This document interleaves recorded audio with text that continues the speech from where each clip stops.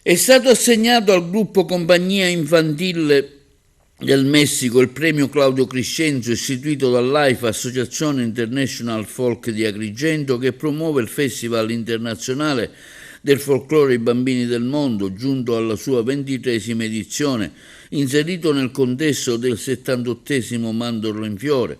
Il gruppo messicano è stato premiato per la capacità nel trasmettere le proprie tradizioni popolari, unitamente ai valori di pace e amicizia, per la capacità di comunicare la propria identità culturale attraverso le danze e i canti, per la grande empatia avuta con il pubblico. A consegnare il premio è il sindaco di Agrigento Francesco Miccichè, insieme a Giovanni Di Maida e Luco Crescenzo. Nel corso della serata, condotta dal presentatore del festival Giuseppe Moscato e da Rosi Mandacchia, sono stati consegnati anche riconoscimenti speciali conferiti dai partner dei bambini del mondo. Un premio speciale è stato conferito dal Panathlon International Club di Agrigento, riconosciuto dal CIO, che si dedica alla promozione dell'etica, del fair play, dei valori culturali dello sport come strumento formativo e di solidarietà, al gruppo Escuela de Formación Danza Folclorica Xaila Manzù della Costa Rica. A consegnare il premio la dottoressa Antonella Attanasio, nonché presidente, e il past president Pasquale Mauro. Con la motivazione, il gruppo della Costa Rica, con la grazia delle movenze e la purezza dei loro sorrisi, ha saputo trasformare l'arte della danza in un autentico messaggio di pace, attraverso gesti antichi e canti che raccontano la loro identità. Questi giovani interpreti hanno saputo unire tradizione e speranza, mostrando come il folklore possa diventare un ponte tra cultura e un linguaggio universale capace di avvicinare i cuori.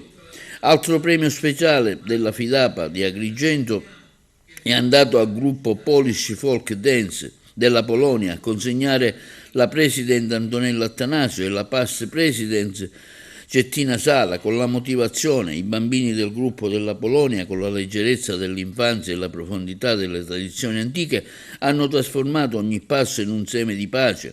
Nelle loro danze vive il battito della terra, il ritmo dei nonni, la memoria dei gesti che attraversano i secoli. Eppure nelle loro piccole mani quei gesti si rinnovano, diventano promessa e futuro.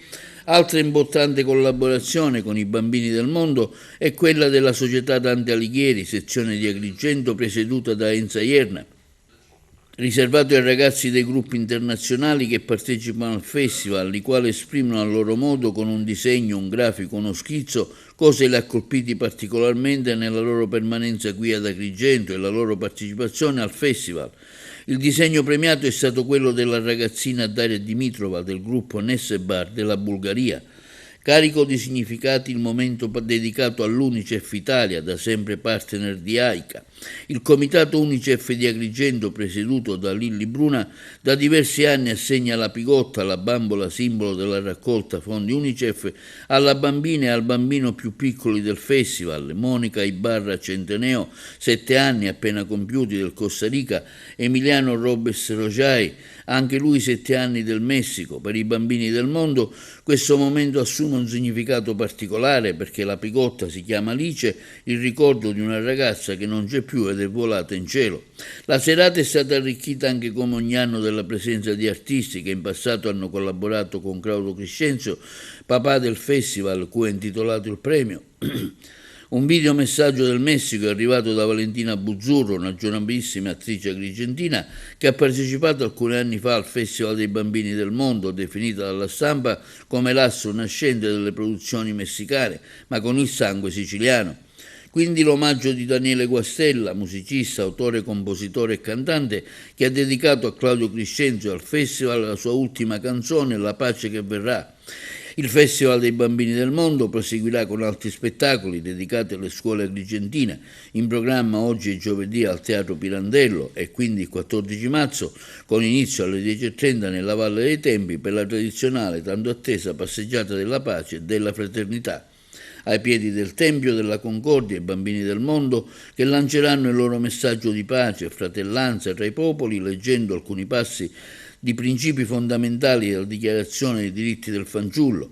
E sempre sabato sera alle ore 16:30 presso i locali della Chiesa Madonna Provvidenza, la suggestiva preghiera interreligiosa I popoli per la pace, dove i bambini del mondo, ognuno con la loro religione e la loro lingua, pregheranno per la pace nel mondo.